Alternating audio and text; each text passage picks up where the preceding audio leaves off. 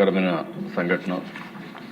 దీన్ని ఎవరైతే ఇప్పటికే మీరు చూసే ఈ సంఘటన కూడా ఇప్పుడే మినిస్టర్ గారు ఎక్స్ప్లెయిన్ చేశారు. కిమ్స్ ఆసుపత్రి సమాచారం ప్రకారం వాంతులు, కడుపు నొప్పి, మూత్రం నిలిచిపోవడం, డయాలసిస్ సమస్యతో పేషెంట్లు వచ్చారు. వీళ్ళందరూ కూడా లాలా చెరువు ప్రాంతంలోని చౌడేశ్వర్ నగర్, స్వరూప్ నగర్కి చెందినవారు. క్లినికల్ పరీక్షల్లో రక్తంలో యూరియా మరియు సీరం క్రియాటిన్ స్థాయిలు పెరిగినట్లు గమనించారు. ఇమ్మీడియట్గా ఆ నమూనాలని తీసుకుని ఎక్కడి నుంచి వస్తుంది, సోర్స్ ఏంటి, అన్ని విధాలు కూడా ఎంక్వైరీ చేస్తున్నారు.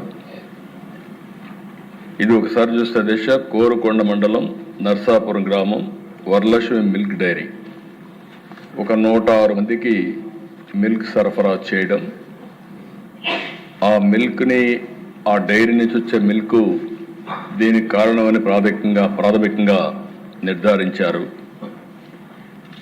దీనివల్ల దేశ ఇప్పటికే 4 చనిపోయారు, 8 మంది హాస్పిటల్లో ఉన్నారు, ఇంకా 2 వెంటిలేటర్ పైన ఉన్నారు. ఇవన్నీ కూడా ఎప్పటికప్పుడు మానిటర్ చేస్తూ వీళ్ళు కూడా చనిపోయిన వాళ్ళని చూస్తే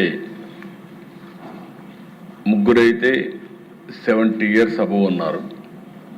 కృష్ణవేణి 74, రాధాకృష్ణమూర్తి 76, శేషగిరిరావు 72, రమణి మాత్రం 58. 2 మహిళలు 2 పురుషులు ఉన్నారు.